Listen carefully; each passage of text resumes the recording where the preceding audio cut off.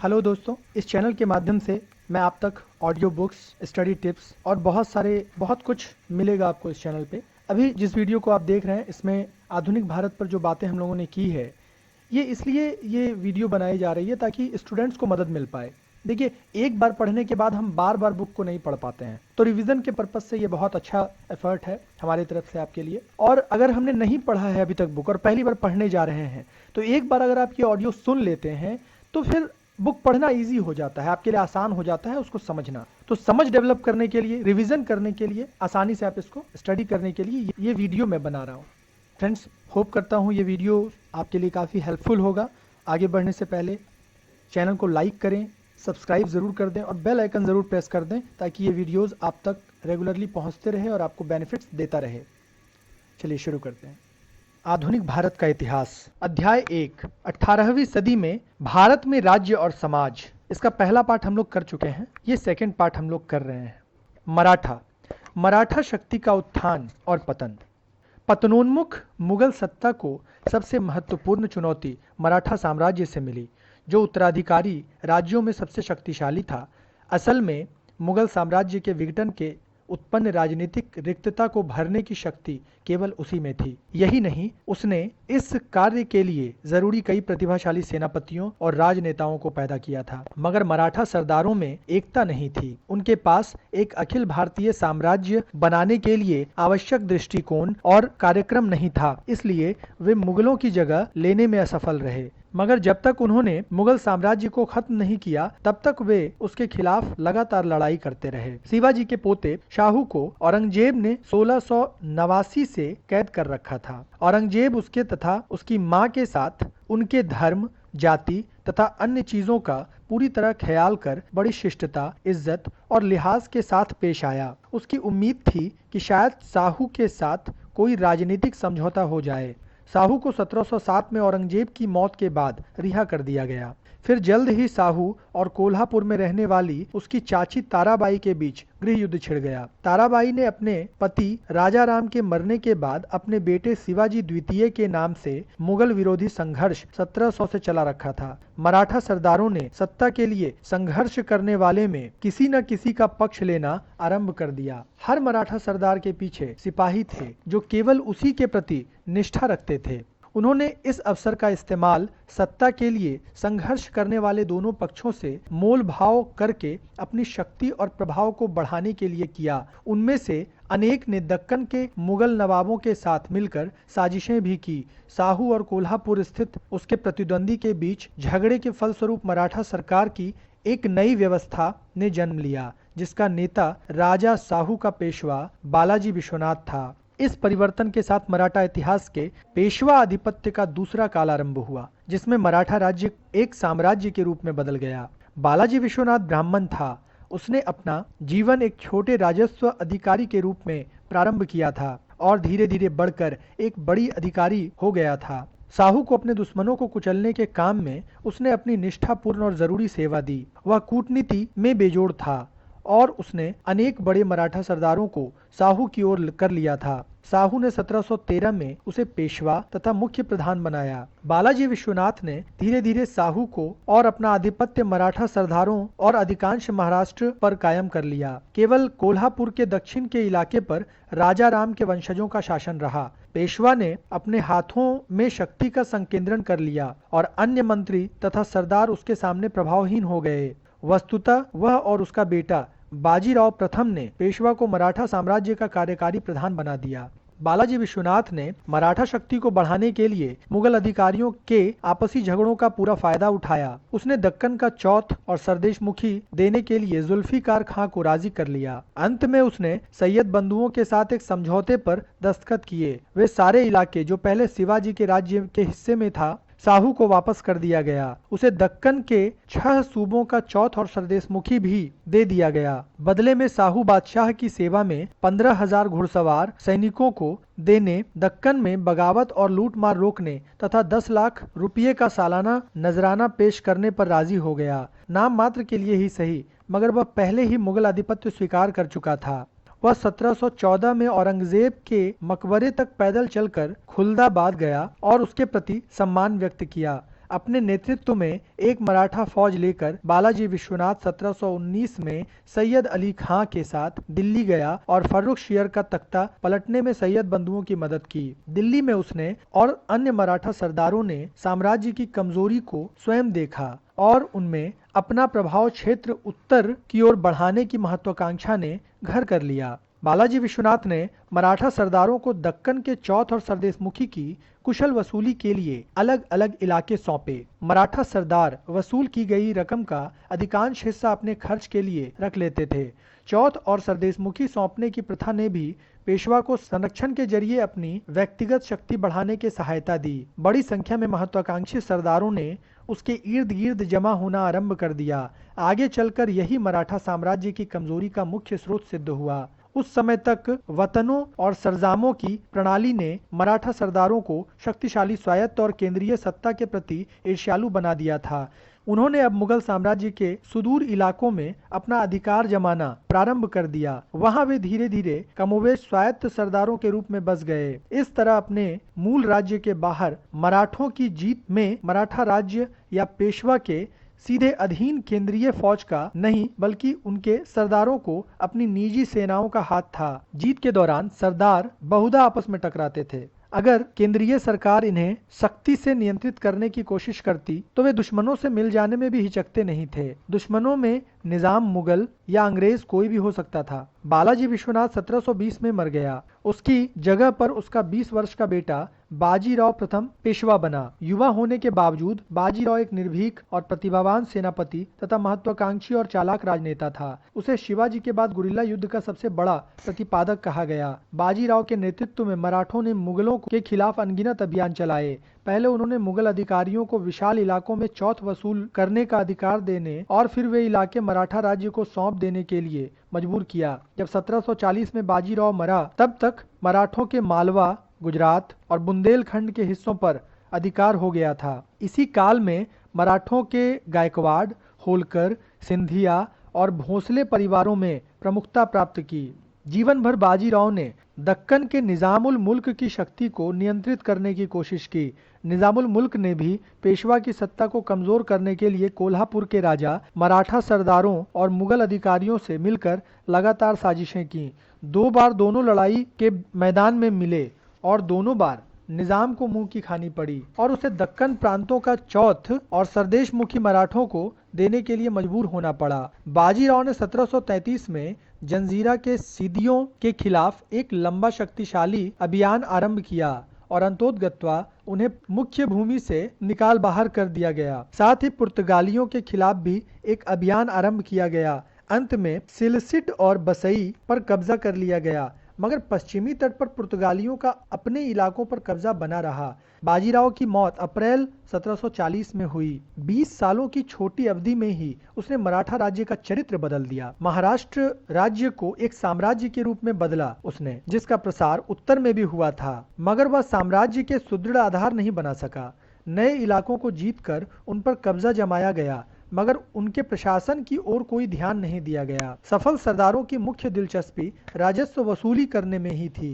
बाजीराव का 18 साल का बेटा बालाजी बाजीराव, जो नाना साहब के नाम से जाना जाता था, पेशवा बना। वह 1740 से 1761 तक पेशवा रहा। वह अपने पिता की तरह ही योग्य था, यद्यपि वह कम उद्यमी था। राजा साहू 1749 में मर गया। उसने अपनी वसीयत के जरिए सारा राजकाज पेशवा के हाथों में छोड़ दिया। पेशवा का ओहदा तब तक वंशगत बन गया था और पेशवा ही राज्य का असली शासक हो गया था। अब वह प्रशासन का अधिकृत प्रधान हो गया था। इस तथ्य के प्रतीक के रूप में वह अपनी सरकार को अपने मुख्यालय पुणे ले गया। बालाजी बाजीराव ने अपने पिता का अनुसरण किया और साम्राज्य को विभिन्न दिशाओं में बढ़ाया। उसने मराठा शक्ति को उसके उत्कर्ष तक पहुंचाया। मराठों ने सारे भारत को रौंद दिया। मालवा, गुजरात और बुंदेलखंड पर मराठों का अधिकार मजबूत हो गया।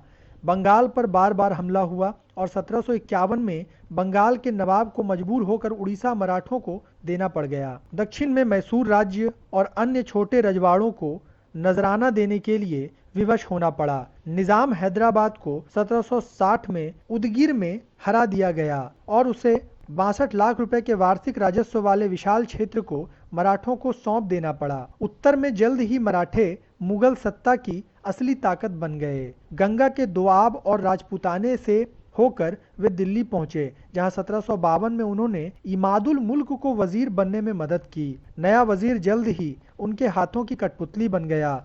दिल्ली से वे पंजाब की ओर मुड़े और अहमद शाह अब्दाली के प्रतिनिधि को बाहर निकालकर उस पर अधिकार कर लिया। इससे उनका टकराव अफगानिस्तान के बहादुर योद्धा राजा के साथ हुआ, जो फिर एक बार मराठों से बदला लेने के लिए भारत पर चढ़ आया। अब उत्तर भारत पर अधिकार के लिए एक बड़ा टकराव शुरू हो गया। अहमद शाह अब्दाली ने रुहेलखंड के नजीबुद्दौला और अवध के सुजाउद्दौला से तुरंत गठजोड़ कर लिया। वे दोनों मराठा सरदारों के हाथों हार गए थे।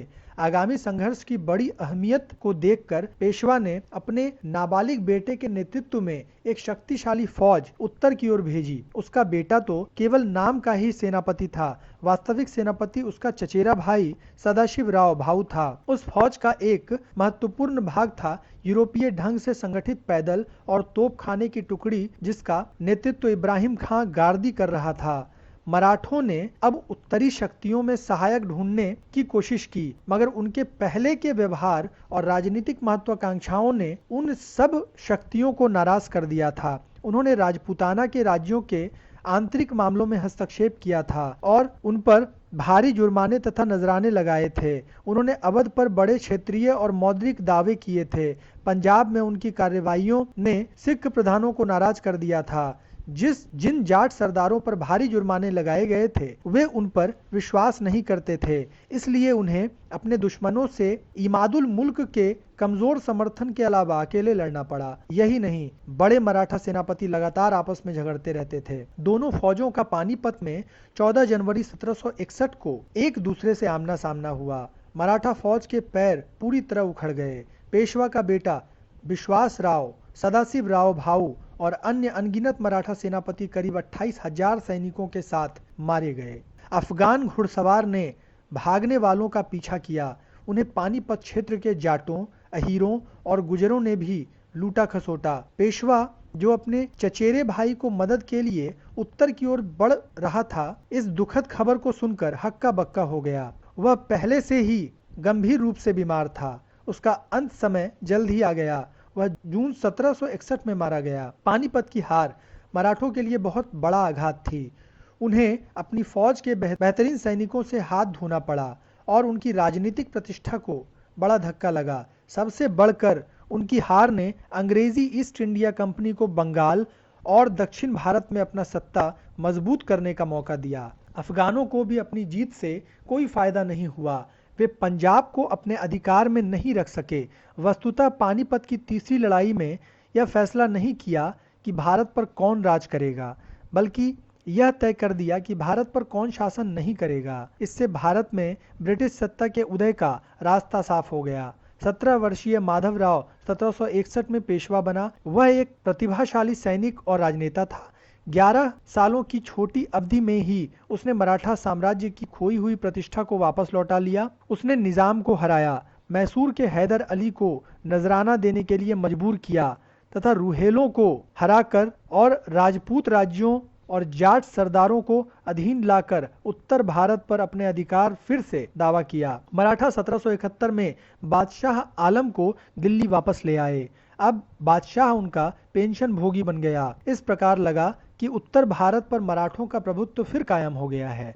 किंतु मराठों को एक धक्का फिर लगा। माधवराव 1772 में क्षय रोग से मारा गया। अब मराठा साम्राज्य अस्त व्यस्तता की स्थिति में पहुंच गया। पुणे में बालाजी बाजीराव के छोटे भाई रघुनाथ राव और माधव राव के छोटे भाई नारायण राव के बीच सत्ता के लिए संघर्ष हुआ। नारायण राव 1773 में मारा गया। उसकी जगह पर मरणोपरांत जन्मा उसका पुत्र सवाई माधव राव आया। निराश होकर रघुनाथ राव अंग्रेजों के पास चला गया और उनकी मदद से उसने सत्ता हथियाने की कोशिश के फलस्वरूप पहला आंग्ल मराठा युद्ध हुआ। पेशवा की सत्ता अब कमजोर होने लगी। पुणे में सवाई माधव राव के समर्थकों और रघुनाथ राव के पक्षधरों के बीच लगातार षड्यंत्र चल रहे थे। सवाई माधव राव के समर्थकों का नेता नाना फडणवीस था। इस बीच बड़े मराठा सरदार अपने लिए उत्तर में अर्ध स्वतंत्र राज्य कायम करने में लगे रहे। वे शायद ही कभी पेशवा के साथ सहयोग करते थे। उनमें सबसे प्रमुख थे बड़ौदा के गायकवाड़, इंदौर के होलकर, नागपुर के भोंसले और ग्वालियर के सिंधिया। इन्होंने मुगल प्रशासन के ढर्रे पर नियमित प्रशासन कायम किए और उनके पास अपनी अलग फौजें थीं। पेशवा के प्रति उनकी निष्ठा अधिक से अधिक नाम के लिए होती थी। उन्होंने पुणे में विरोधी गुटों का साथ दिया और मराठा साम्राज्य के दुश्मनों के साथ मिलकर साजिशें की। उत्तर के मराठा शासकों में सबसे महत्वपूर्ण महादजी सिंधिया था। उसने फ्रांसीसी और पुर्तगाली अफसरों और बंदूकधारियों की सहायता से एक शक्तिशाली फौज खड़ी की तथा आगरा के पास शस्त्र निर्माण के कारखाने स्थापित किए और 1784 में बादशाह आलम को अपने वश में कर लिया। उसके कहने पर बादशाह ने पेशवा को अपना नायबे गुनायब बनवाया। शर्त वह थी कि महादजी पेशवा की ओर से काम करेगा, मगर उसने अपनी शक्ति नाना फडणवीस के खिलाफ साजिशें करने में लगाई। वह इंदौर के होलकर का भी बड़ा कटु शत्रु था। वह 1794 में मारा गया। नाना फडणवीस 1800 में मरा। वह और नाना फडणवीस उन महान सैनिकों और राजनेताओं की परंपरा की आखिरी कड़ी थे जिन्होंने मराठा शक्ति को 18वीं सदी में उसके उत्कर्ष पर पहुंचाया था। सवाई माधवराव 1795 में मारा गया। उसकी जगह रघुनाथ राव के अत्यंत नालायक बेटे बाजीराव द्वितीय ने ली। तब तक अंग्रेजों ने भारत में अपने आधिपत्य के प्रति मराठों की चुनौती खत्म करने का फैसला कर लिया था। अंग्रेजों ने अपनी चतुर कूटनीति के द्वारा आपस में लड़ने वाले मराठा सरदारों को विभाजित कर दिया और दूसरे और तीसरे मराठा युद्ध 1803 से 1805 और 1816 से 1819 में उन्होंने उन्हें हरा दिया। अन्य मराठा राज्यों को बरकरार रहने दिया गया, मगर पेशवा वंश को समाप्त कर दिया गया। इस प्रकार मुगल साम्राज्य को विभाजित करने और देश के बड़े हिस्सों में अपना साम्राज्य स्थापित करने का मराठों का सपना साकार नहीं हो सका। इसका मूल कारण यह था कि मराठा साम्राज्य उसी पतनोन्मुख समाज व्यवस्था का प्रतिनिधित्व करता था जिसका मुगल साम्राज्य प्रतिनिधि था। दोनों एक ही प्रकार की अंतर्भूत कमजोरियों के शिकार थे। मराठा सरदार बहुत कुछ मुगल सामंतों की तरह थे और सरंजामी व्यवस्था जागीर की मुगल प्रणाली के समान थी। जब तक एक केंद्रीय सत्ता और एक सामूहिक शत्रु मुगलों के विरुद्ध पारस्परिक सहयोग की आवश्यकता थी, तब तक वे किसी न किसी तरह एक साथ सूत्रबद्ध रहे, किंतु कोई भी अवसर मिलते ही उन्होंने अपनी स्वायत्तता का दावा करने की कोशिश की। चाहे और जो भी हो, वे मुगल सामंतों की अपेक्षा कम अनुशासित थे। मराठा सरदारों ने एक नई अर्थव्यवस्था विकसित करने का कोई प्रयत्न नहीं किया। वे विज्ञान और प्रौद्योगिकी को बढ़ावा देने में असफल रहे। उन्होंने व्यापार और उद्योग में कोई दिलचस्पी नहीं ली। उनकी राजस्व प्रणाली और प्रशासन मुगलों जैसे थे।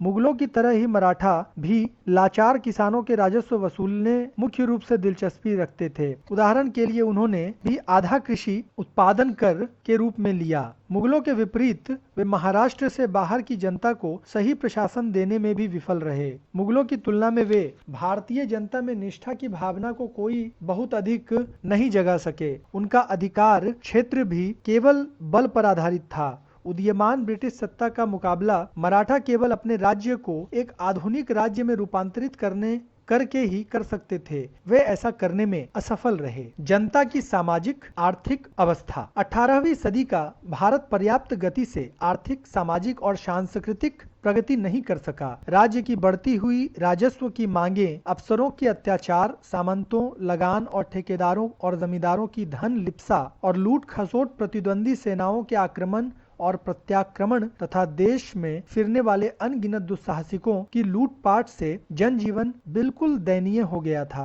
उन दिनों का भारत विषमताओं का भी देश हो गया था। अत्यंत दरिद्रता, अत्यंत समृद्धि और धन संपदा साथ साथ पाई जाती थी। एक तरफ भोग विलास में डूबे धनी और शक्तिशाली सामंत थे, तो दूसरी ओर पिछड़े, उत्पीड़ित और दरिद्र किसान थे जो किसी तरह अपना जीवन निर्वाह कर पाते थे और उन्हें सब प्रकार के अत्याचारों और अन्यायों को सहना पड़ता था। इतना होने पर भी भारतीय जनता का जीवन मिला जुला कर उतना खराब नहीं था जितना 19वीं सदी के अंत में 100 वर्षों से अधिक के ब्रिटिश शासन के बाद हुआ। 18वीं सदी के दौरान भारतीय कृषि तकनीकी रूप से पिछड़ी हुई और जड़ावत थी। सदियों से उत्पादन की तकनीक ज्यों की त्यों थी। किसान तकनीकी पिछड़ेपन के उत्पादन में होने वाली कमी को पूरा करने के लिए कठिन परिश्रम करता था। वस्तुतः उसने उत्पादन के क्षेत्र में करिश्मे दिखाए। उसे आमतौर से जमीन की कमी का सामना नहीं करना पड़ा, मगर दुर्भाग्यवश उसे अपने परिश्रम के फल नहीं मिल पाते थे। यद्यपि उसके उत्पादन पर ही शेष समाज निर्भर था, तथापि उसका अपना पारितोषिक अत्यंत अपर्याप्त था। राज्य, जमींदारों, जागीरदारों और लगान के ठेकेदारों ने उससे अधिकतम रकम उगाहने की कोशिश की। यह बात जिस हद तक मुगल राज्य के लिए सही थी, उतनी ही हद तक मराठा या सिख सरदारों या मुगल राज्यों के अन्य उत्तराधिकारियों के लिए भी सही थी। यद्यपि भारतीय गांव बहुत हद तक स्वावलंबी थे और बाहर से थोड़ा सा ही आयात करते थे तथा संचार के साधन पिछड़े हुए थे, इसके बावजूद देश के अंदर और एशिया और यूरोप के देशों के साथ मुगलों के शासनकाल में बड़े पैमाने पर व्यापार होता था। भारत फारस की खाड़ी के इलाके से मोती, कच्चा रेशम, ऊन, खजूर, मेवे और गुलाब जल, अरब से कहवा, सोना, दवाएं और शहद, चीन से चाय, चीनी, चीनी मिट्टी और रेशम, तिब्बत से सोना, कस्तूरी और ऊनी कपड़ा, सिंगापुर से टिन, इंडोनेशियाई द्वीपों से मसाले, इत्र, शराब और चीनी, अफ्रीका से हाथी दांत और दवाएं और यूरोप से ऊनी कपड़ा, तांबा, लोहा और शीशा जैसी वस्तुओं और कागज का आयात करते थे। भारत के निर्यात की सबसे महत्वपूर्ण वस्तु थी सूती वस्त्र।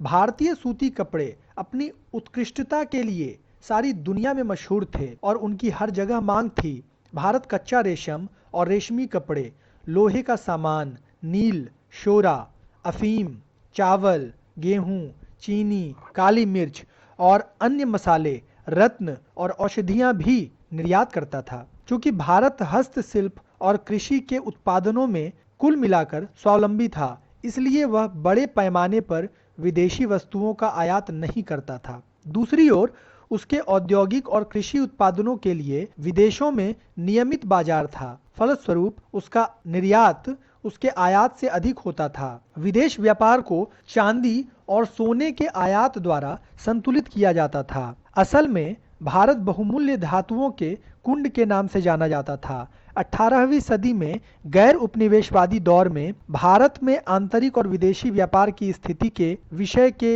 में इतिहासकारों में मतभेद है। इस विषय पर मुख्य दृष्टिकोण इस प्रकार है। 18वीं सदी के दौरान लगातार लड़ाई और अनेक इलाकों में कानून और व्यवस्था भंग हो जाने के कारण देश के आंतरिक व्यापार को हानि पहुंची। अनेक व्यापारिक केंद्रों को सत्ता के दावेदारों और विदेशी आक्रमणकारियों ने लूट लिया। अनेक व्यापारिक मार्ग डाकुओं के संगठित दलों से भरे हुए थे। व्यापारी और उनके काफिले लगातार लूटे जाते थे। यहाँ तक कि दो शाही शहरों दिल्ली और आगरा के बीच की सड़क भी लुटेरों से सुरक्षित नहीं थे। यही नहीं, स्वायत्त प्रांतीय सरकार और असंख्य स्थानीय सरदारों के उदय के साथ सीमा शुल्क की चौकियां भी दिन दूनी रात चौनी बढ़ गई। हर छोटे बड़े शासक ने अपने इलाकों में आने वाली या उनसे गुजरने वाली वस्तुओं पर भारी सीमा शुल्क लगाकर अपनी आमदनी बढ़ाने की कोशिश की। इन सब कारणों का लंबी दूरी वाले व्यापारी पर नुकसानदेह असर पड़ा। सामंत ही विलास की वस्तु के सबसे बड़े उपभोक्ता थे। विलास की वस्तुओं का ही व्यापार होता था। सामंतों के गरीब होने से आंतरिक व्यापार को भी धक्का लगा।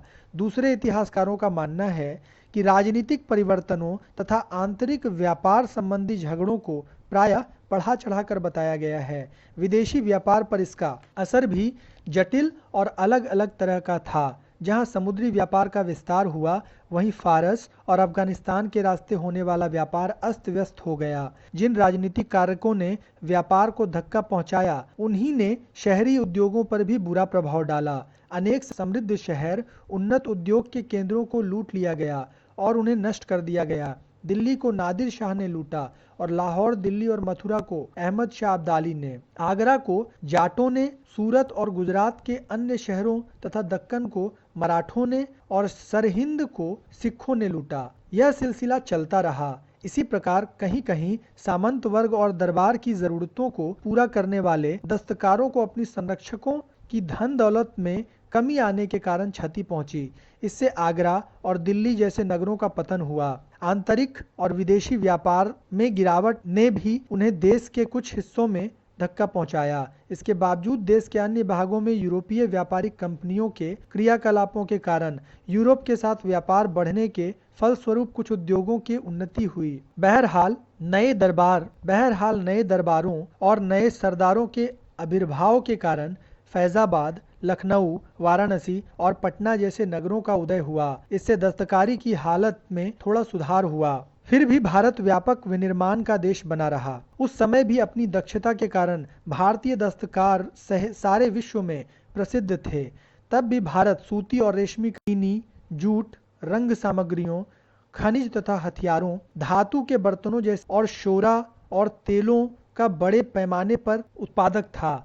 कपड़ा उद्योग के महत्वपूर्ण केंद्र थे बंगाल में ढाका और मुर्शिदाबाद, बिहार में पटना, गुजरात में सूरत, अहमदाबाद में भड़ौच, मध्य प्रदेश में चंदेरी, महाराष्ट्र में बुरहानपुर, उत्तर प्रदेश में जौनपुर, बनारस, लखनऊ और आगरा, पंजाब में मुल्तान और लाहौर, आंध्र प्रदेश में मछलीपट्टनम, औरंगाबाद, चिकाकोल और विशाखापत्तनम, कर्नाटक में बंगलौर और तमिलनाडु में कोयम्बटूर और मदुरई। कश्मीर ऊनी वस्त्रों का केंद्र था। महाराष्ट्र, आंध्र और बंगाल में जहाज निर्माण उद्योग विकसित हुआ था। इस संबंध में भारतीयों की महान दक्षता के बारे में एक अंग्रेज पर्यवेक्षक ने लिखा, जहाज निर्माण में उन्होंने अंग्रेजों से जितना सीखा उससे अधिक उन्हें पढ़ाया। यूरोपीय कंपनियों ने अपने इस्तेमाल के लिए भारत में बने कई जहाज खरीदे। असल में 18वीं सदी के प्रारंभ में भारत विश्व व्यापार और उद्योग के प्रमुख केंद्रों में था। रूस के पीटर महान ने कहा था, याद रखो कि भारत का वाणिज्य विश्व का वाणिज्य है और जो उस पर पूरा अधिकार कर सकेगा वही यूरोप का अधिनायक बनेगा। एक बार फिर इस मुद्दे पर इतिहासकार एक मत नहीं है कि मुगल साम्राज्य के पतन के कारण और छोटे छोटे स्वायत्त राज्यों से उठ खड़े होने से पूरे देश में आर्थिक स्थिति में गिरावट आई, या भारत में कुछ हिस्सों में व्यापार, कृषि तथा दस्तकारी का उत्पादन फलता फूलता रहा और दूसरे हिस्से में यह अस्त व्यस्त हो गया था तथा आमतौर पर इसमें गिरावट आई। लेकिन कुल मिलाकर विचार किया जाए तो कोई बहुत अधिक हानि नहीं हुई। मगर सवाल यह नहीं है कहीं थोड़ी प्रगति हुई और कहीं थोड़ी अवनति, बल्कि प्रश्न मूलभूत आर्थिक ठहराव का है। हालांकि भारतीय अर्थव्यवस्था में विकास की गुंजाइश थी तथा आर्थिक जीवन में एक प्रकार की निरंतरता थी,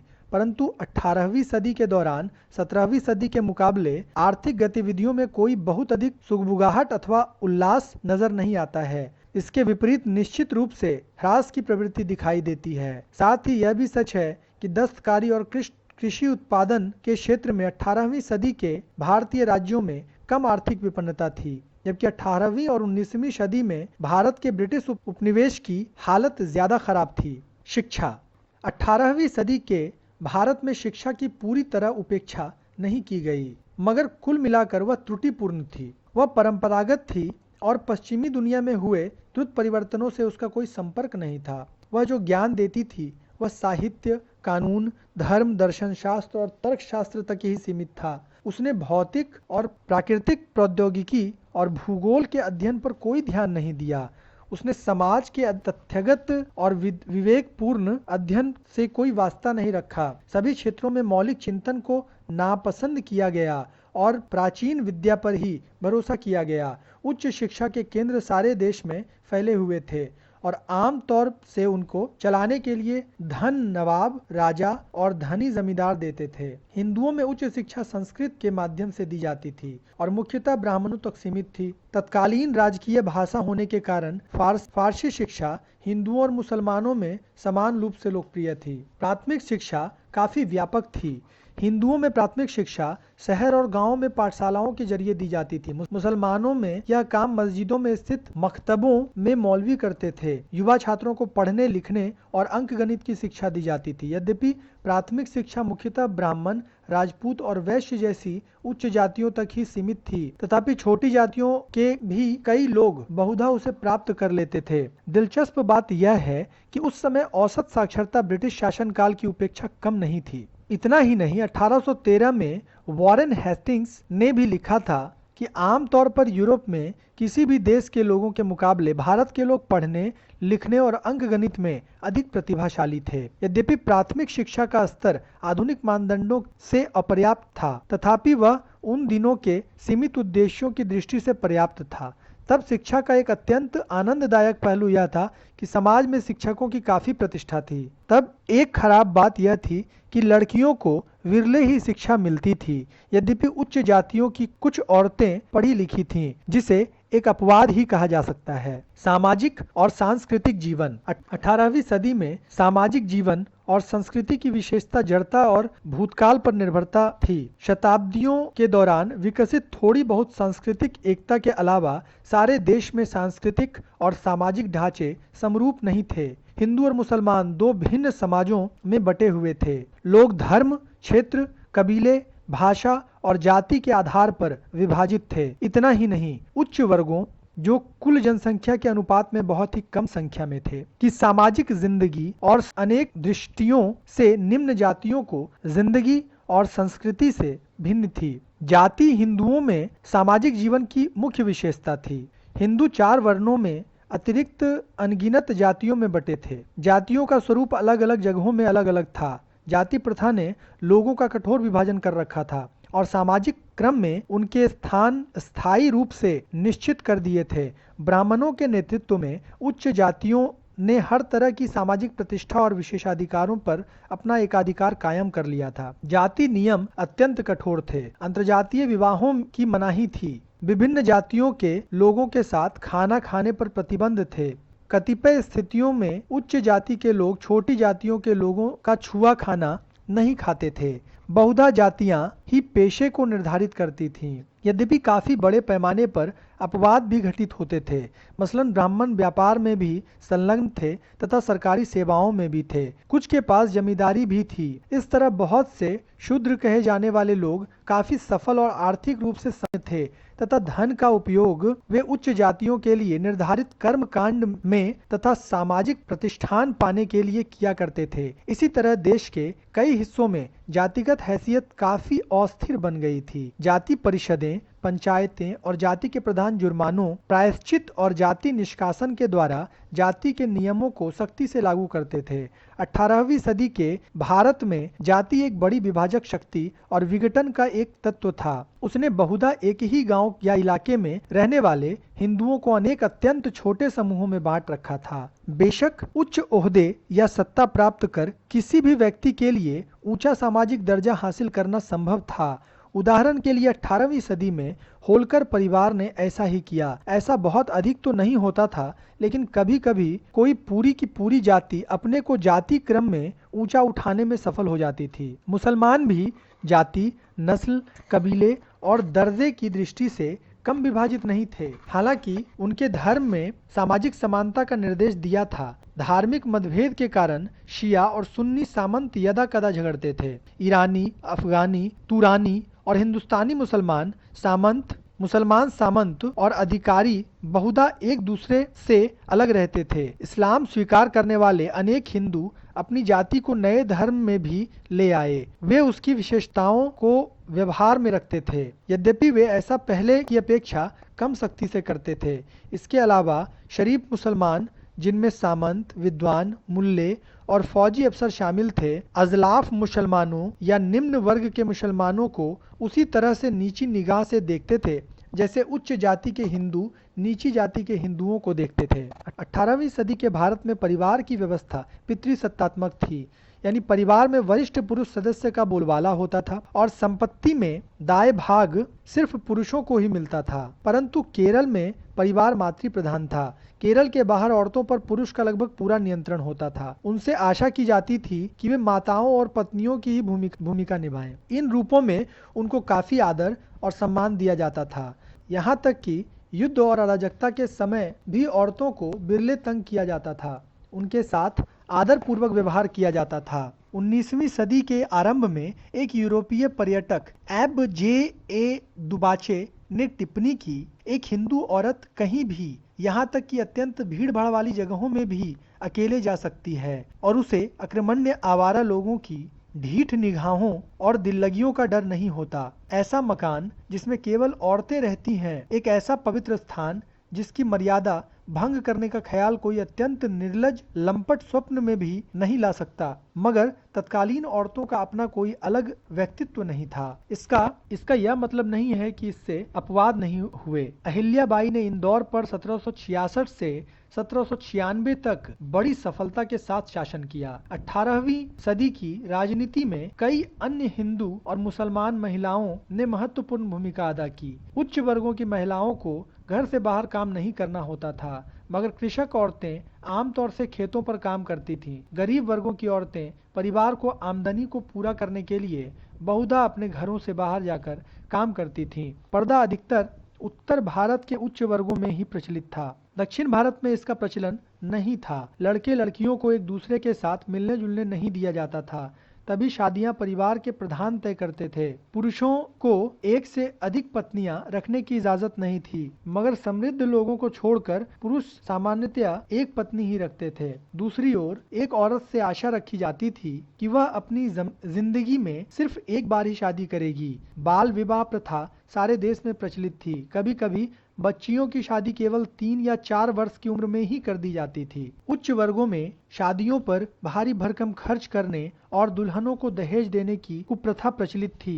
दहेज की कुप्रथा खासकर बंगाल और राजपूताना में व्यापक रूप से प्रचलित थी। महाराष्ट्र में उसे कुछ हद तक पेशवा ने प्रभावशाली ढंग से दबा दिया था। जाति प्रथा के अतिरिक्त 18वीं सदी के भारत की 2 बड़ी सामाजिक कुरीतियां थीं, सती प्रथा और विधवाओं की खराब अवस्था। सती प्रथा के अंतर्गत एक विधवा अपने मृत पति के शव के साथ जल मरती थी। यह कुप्रथा अधिकतर राजपूताना, बंगाल और उत्तरी भारत के अन्य हिस्सों में प्रचलित थी। सती प्रथा दक्षिण भारत में प्रचलित नहीं थी। मराठों ने उसे बढ़ावा नहीं दिया।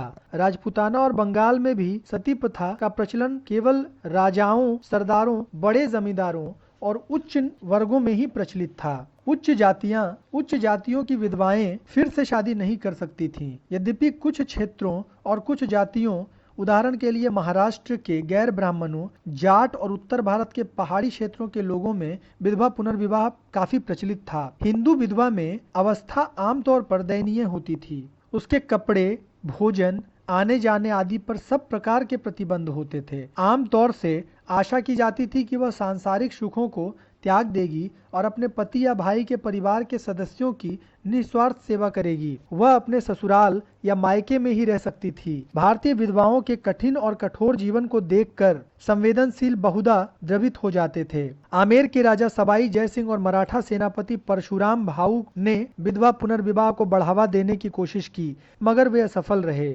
18वीं सदी के दौरान सांस्कृतिक दृष्टि से भारत में दुर्बलता के लक्षण दिखाई पड़े। बेशक पिछली सदियों से सांस्कृतिक निरंतरता कायम रखी गई, मगर साथ ही भारतीय संस्कृति पूरी तरह परंपरावादी बनी रही। तत्कालीन सांस्कृतिक क्रियाकलापों का खर्च अधिकतर शाही दरबार, शासक और सामंत तथा सरदार वहन करते थे, मगर उनकी आर्थिक हालत खराब होने के साथ सांस्कृतिक कार्यों की धीरे धीरे अवहेलना होने लगी। उन सांस्कृतिक शाखाओं में तेजी से गिरावट आई जो राजाओं, राजकुमारों और सामंतों के संरक्षण पर निर्भर थी। यह बात सबसे अधिक मुगल वास्तुकला और चित्रकारी के लिए सही थी। मुगल शैली के अनेक चित्रकारों प्रांतीय दरबारों में चले गए और हैदराबाद, लखनऊ, कश्मीर और पटना में चमके। साथ ही चित्रकारी की नई शैलियों का जन्म हुआ और उन्होंने उपलब्धियां प्राप्त की। कांगड़ा और राजपूत शैलियों में चित्रों ने नई तेजस्विता और रुचि प्रदर्शित की। वास्तुकला के क्षेत्र में लखनऊ का इमाम बाड़ा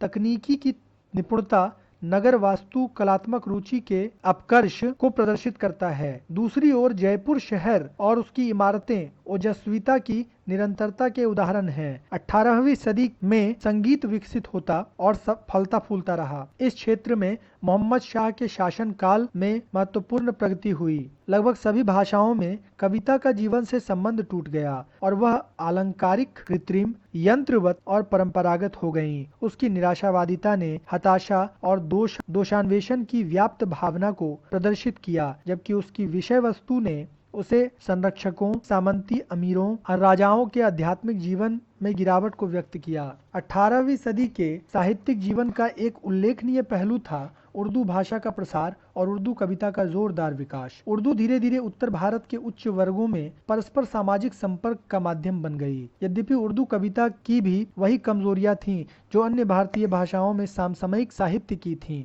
पर उसने मीर, सौदा नजीर और 19वीं सदी की महान प्रतिभा मिर्जा गालिब जैसे प्रखर कवियों को पैदा किया। इसी प्रकार मलयालम साहित्य में भी पुनर्जीवन देखा गया। यह विशेषकर त्रावणकोर शासकों मार्तंड वर्मा और राम वर्मा के संरक्षण में हुआ। केरल का एक महान कवि कुंचन नंबियार इसी समय हुआ, जिसने आम बोलचाल की भाषा में जनप्रिय कविताएं लिखी। 18वीं सदी के केरल में कथाकली साहित्य, नाटक और नृत्य का भी पूर्ण विकास हुआ। अनोखी वास्तुकला और भित्ति चित्रों वाला पद्मनाभम राजप्रसाद भी 18वीं शताब्दी में बनाया गया। तायु मानवर 1706 से 44 तमिल में सित्तर काव्य का एक उत्कृष्ट प्रवर्तक था। अन्य सित्तर कवियों की तरह उसने मंदिर शासन तथा जाति प्रथा की कुरीतियों का विरोध किया। असम में साहित्य अहम राजाओं के संरक्षण में विकसित हुआ। गुजरात के एक महान गीतकार दयाराम ने 18वीं सदी के उत्तरार्ध के दौरान अपनी रचनाएं लिखीं।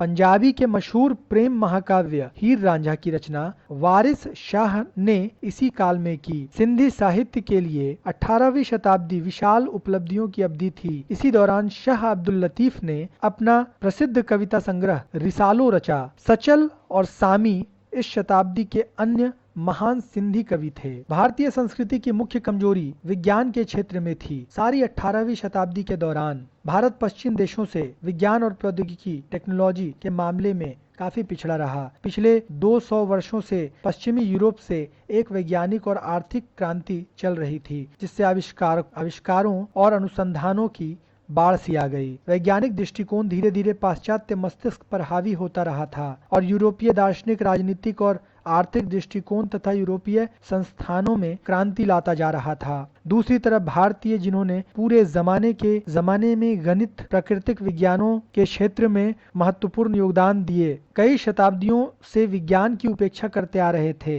भारतीय मस्तिष्क अब भी परंपरा से बंधा था। सामंत और आम जनता दोनों काफी अंधविश्वासी थे। भारतीय करीब करीब पूरी तरह पश्चिम में प्राप्त वैज्ञानिक, सांस्कृतिक, राजनीतिक और आर्थिक उपलब्धियों से अनभिज्ञ थे। यूरोप की चुनौती का जवाब देने में वे असफल रहे। 18वीं शताब्दी के भारतीय शासकों ने लड़ाई के हथियारों और के सैनिक प्रशिक्षण की तकनीकों को छोड़कर किसी भी पश्चिमी चीज में बहुत कम दिलचस्पी दिखाई। टीपू सुल्तान को छोड़कर वे सभी मुगलों और 16वीं शताब्दी के दूसरे शासकों के विरासत में प्राप्त विचारात्मक उपकरणों से संतुष्ट थे। इसमें कोई शक नहीं कि थोड़ी बहुत बौद्धिक हलचल भी थी, क्योंकि किसी भी जमाने में सारी जनता और उनकी संस्कृति पूरी तरह स्थिर और जड़ नहीं रहती। प्रौद्योगिकी में थोड़ा बहुत परिवर्तन और विकास तो हो रहा था, लेकिन इसकी गति बहुत मंद और क्षेत्र काफी सीमित थे। इसलिए पश्चिमी यूरोप में होने वाले विकास की तुलना में कुल मिलाकर ये नगण्य थे। विज्ञान के क्षेत्र में यह कमजोरी उस समय के अत्यंत विकसित देश द्वारा भारत को पूरी तरह गुलाम बनाए जाने के लिए बहुत हद तक जिम्मेदार थी। सत्ता